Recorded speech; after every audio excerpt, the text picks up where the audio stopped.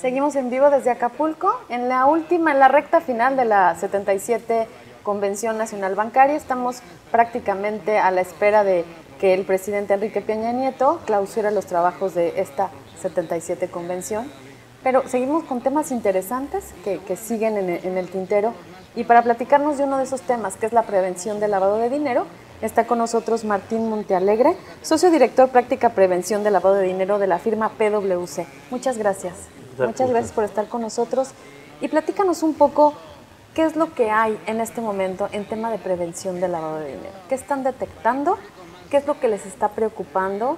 ¿Y qué están viendo en este tema? Bueno, yo creo que hay dos aspectos que podríamos partir la pregunta. Es, primero, las instituciones financieras, ¿no? ¿Qué están haciendo las instituciones financieras? Creo que invariablemente siguen trabajando en día a día en implementar sistemas tecnológicos, procedimientos, políticas, para de alguna u otra forma dar cumplimiento a todo el marco regulatorio. ¿Sí? Es un tema interesante, si bien yo creo que las mismas instituciones financieras versus las autoridades, creo que deberían de estar en un momento de hacer un alineamiento, de valoración de toda la regulación. ¿Sí? Digo, porque son tres comisiones las que supervisan: la Comisión Nacional Bancaria de Valores, la Comisión Nacional de Seguros y Fianzas y la Comisión de Sistema para el Retiro, ¿no? O sea, cada uno a su tipo de institución. Tenemos un nuevo participante supervisor, que es el SAT, con las famosas actividades vulnerables, y una ley federal. Entonces, y si a ese entorno le ponemos que tenemos 14 disposiciones para las instituciones financieras, más la famosa ley, creo que deberíamos de revalorar, ¿sí?, autoridades, supervisados y inclusive sector empresarial, para ver qué tan eficiente está en este momento la regulación en la materia, o si tenemos sobreregulación, que de alguna u otra forma la parte operativa nos está impactando. Tú como director de la práctica de prevención del lavado de dinero, ¿qué tan eficiente lo estás viendo? Supongo que evidentemente viene una evaluación, pero desde tu experiencia y como especialista en este tema, ¿qué tan eficiente estás viendo en realidad el combate al lavado de dinero? Yo te diría que ha habido un buen avance. Yo creo que es un buen avance. El hecho de la regulación que tenemos, o la que teníamos, si lo queremos partir antes de que entrara en vigor la famosa ley antilavado, simplemente se acotaba a las instituciones financieras. Y ha habido buenos resultados. Por ejemplo, la restricción de los dólares hizo un impacto, tuvo su efecto en el momento, y de alguna otra forma ya se normalizó simplemente la restricción en las instituciones financieras y el uso del dólar, en donde realmente se lleve a cabo transacciones con dichas monedas, ¿no? Ahorita viene la famosa ley antilavado con la restricción del efectivo para ciertas actividades. Creo que eso sí están dando pasos, se están dando pasos. ¿Que hay que trabajar? Yo creo que sí, hay que seguir trabajando. ¿En qué aspectos, Martín, en qué aspectos hay que trabajar más? Mira, tenemos que trabajar primero en cómo le vamos a dar la cobertura a la regulación que tenemos ahorita. Por ejemplo, restricción del efectivo sí es una buena medida en cierto momento, pero ¿cómo le puedo dar yo esa cobertura si tenemos 40% de los municipios no bancarizados y una gran parte de nuestra comercio es informal? Entonces, bajo ese contexto, primero tendríamos que ver cómo va a estar la inclusión, cómo va a estar la bancarización en ese contexto, para ir acompañando el proceso de la restricción de efectivo. Digo, no nos vayamos lejos, tenemos estados en el país que hay operaciones que todavía se hacen en el trueque. Entonces, hay ciertas medidas que tenemos que ir paulatinamente acotando, ¿no?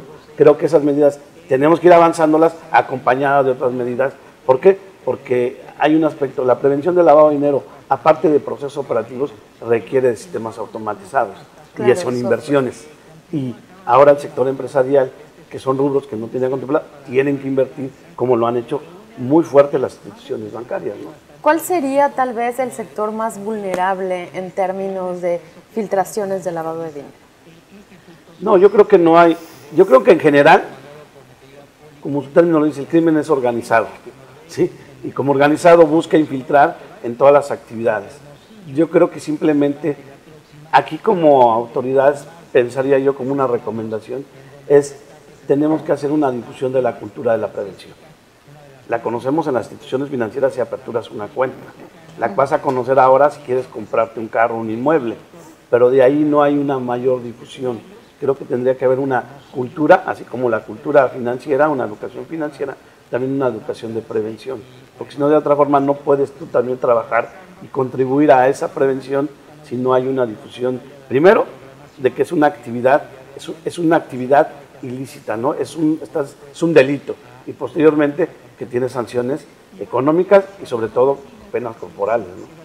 ¿Alguna actividad en particular que estés considerando dentro del sistema financiero que pudiese ser más vulnerable? Tal vez cajas populares, SOFOMES, bancas, seguros, afores. Mira, yo creo que ahorita todas se han ido alineando. Yo creo que en este contexto posiblemente las que están costando un poquito de trabajo, no porque no estén haciendo actividad lícita, lo aclaro, sino porque su periodo de incorporación al proceso de prevención ha sido, creo que un poco más lento, que son las SOFOM, ¿sí? Esas han tenido, primero... Centros cambiarios, perdón. Bueno, también. Los centros cambiarios, invariablemente, por todo vamos a decir, la restricción que tiene la misma moneda, ¿no?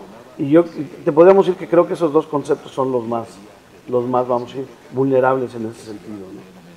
¿Qué se podría...? Mucha gente me dice, ¿cómo se puede lavar dentro de una SOFOM?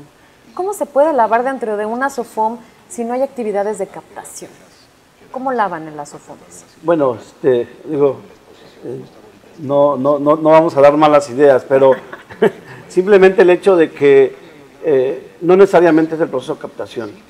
Hay estructuras de operaciones crediticias figuradas o estructuradas a manera de yo te presto y cuando te voy a pagar, pues te pago en efectivo, ¿no? Entonces ahí es donde puedo hacer estoy hablando de algo muy simple. Exacto. ¿Sí? Entonces yo te doy efectivo me prestas lícito para comprarme una casa y te voy pagando con dinero ilícito, ¿no? El crédito. Y simplemente tengo mi patrimonio y ya incluí dentro del sector financiero posiblemente mis recursos ilícitos. Obviamente esto va siempre y cuando con las políticas que tiene cada institución para la aceptación de ese efectivo, ¿no? En el caso de la SOFOM, pues porque no son instituciones, pero de alguna otra forma tienen que recibir el pago de ese crédito o de los créditos, claro, invariablemente lo van a hacer. ¿De qué forma tiene que ser? Pues tendría que ser bancarizado, sistemas electrónicos, cheques o alguna otra medida para disminuir ese riesgo, ¿no? Existen, ¿qué faltaría en ese sector, en el sector de las SOFOMES, en el sector de las cajas populares, de los centros cambiarios? ¿Qué tendría que incluirse además de todos estos ajustes recientes que se acaban de hacer a la ley?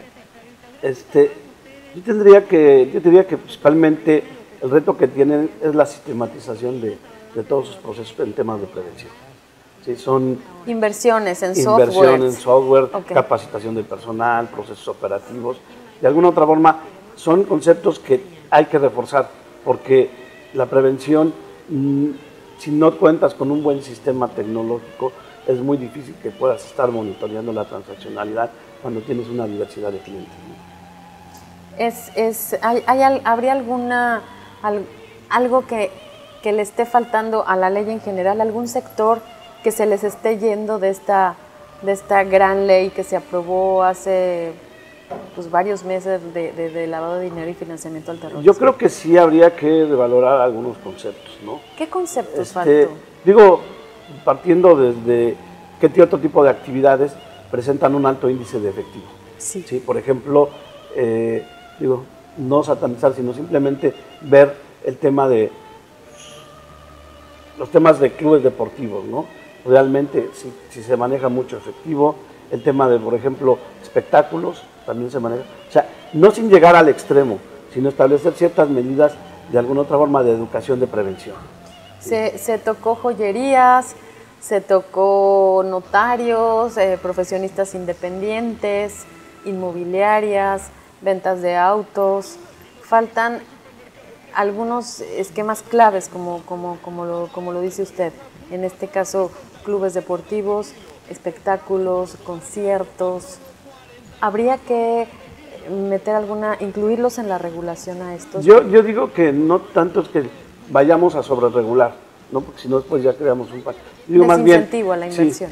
Si no es crear esa cultura de yo, institución financiera, trabajo contigo, cliente, cómo te transmito esa cultura de prevención para que tú también se la transmitas a tus clientes, a tus proveedores y de alguna otra forma, por cultura de prevención, vayamos cerrando ese cerco del sector final, vamos a decir, del brazo financiero que tiene el crimen para poder llegar a hacer los flujos de efectivo, ¿no? ¿Cómo estaría México respecto a otros países, ya sea latinoamericanos o europeos, en prácticas de prevención de lavado de dinero?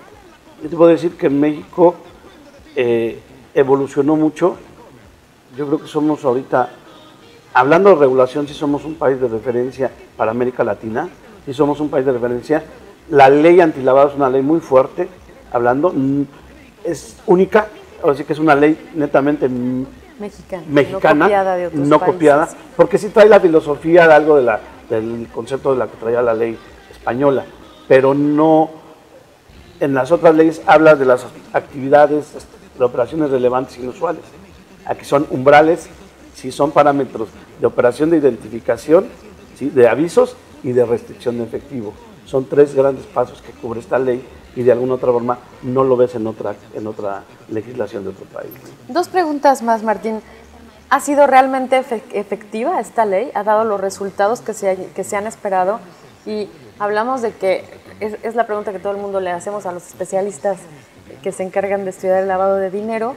¿Cuánto se lava? ¿Qué tanto se lava en México? Yo sé que hay muchas estimaciones y las estimaciones se mueven entre los 15,000 y hasta 50,000 millones de dólares anuales, pero ¿tendrían ustedes, PwC, alguna estimación de blanqueo de capitales en México? No, yo creo que es muy difícil. Digo, se hacen estimaciones y todos van encaminados a los indicadores que da el Fondo Monetario Internacional, ¿no? ¿Sí? Del 1.5 del Producto Interno Bruto o el 2% del Producto Interno Bruto, al año. Entonces, es una cifra que haciendo una simple operación matemática, son 15, 20 mil o 30 mil.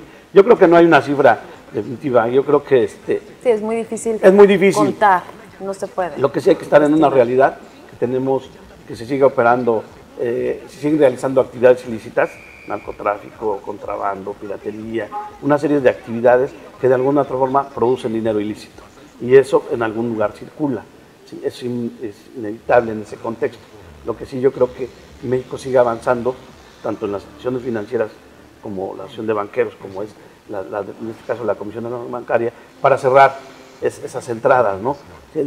Pero muy difícil contabilizarlo. Como dicen, esos estados financieros no son auditados, ¿no? ¿Qué tan efectiva, Martín, ha sido la regulación? ¿Qué tan efectivo nos ha resultado esta regulación del lavado de dinero? Bueno, mira, en el caso de la ley antilavado, yo creo que ahorita es prematuro validarlo. Yo creo que sí tiene un problema la ley en el sentido también de difusión y comunicación. ¿Por qué?